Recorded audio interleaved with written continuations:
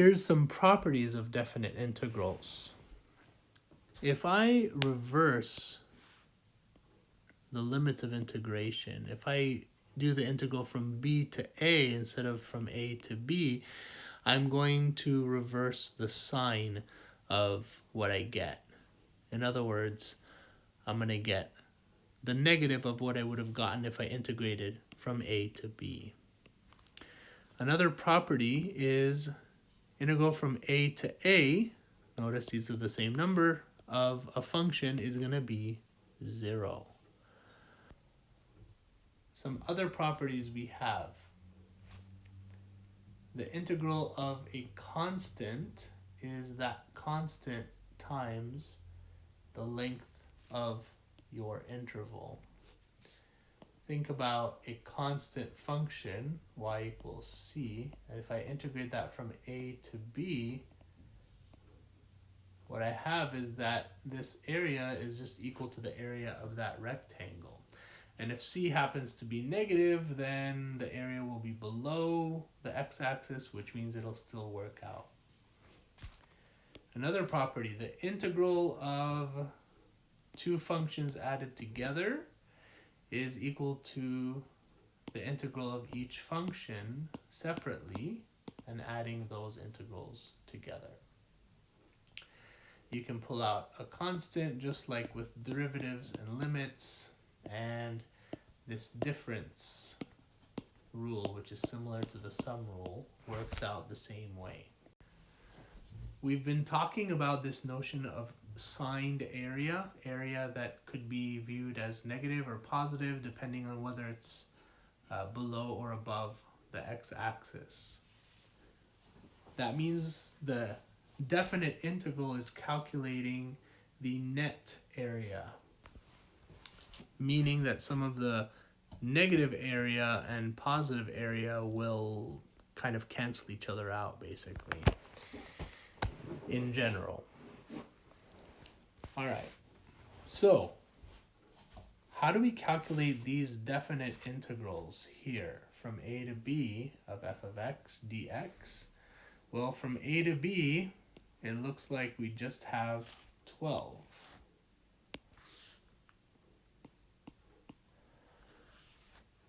The next one is from b to a. Integral from b to a of this same function. Well, remember, if we integrate from right to left, it's the opposite sign of when we integrate from left to right. In other words, when you reverse limits of integration, you just get the negative of that number. All right, integral from a to c of f of x dx, that's going to be all of this plus all of this. This 10 down here is negative though. So it's going to be 12 plus a negative 10, which will give us a positive 2.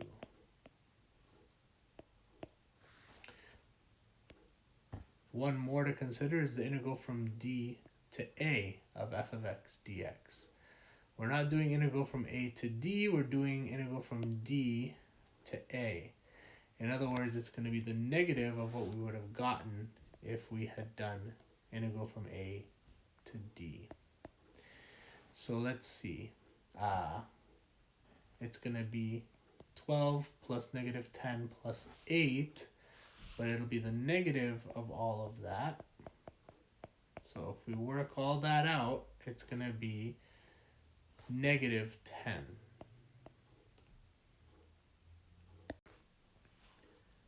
Now, without a graph to look at, just by using the properties we talked about, try to calculate each of these definite integrals here, just being given these pieces of information. Take a moment, pause the video, try, get your 4 answers, and then unpause the video to check your work. Okay, so integral from 4 to 8 of f of x dx. We know that whatever this function is, we don't know what it is, we don't know what it looks like, but we know that from 0 to 4, we're going to have 7.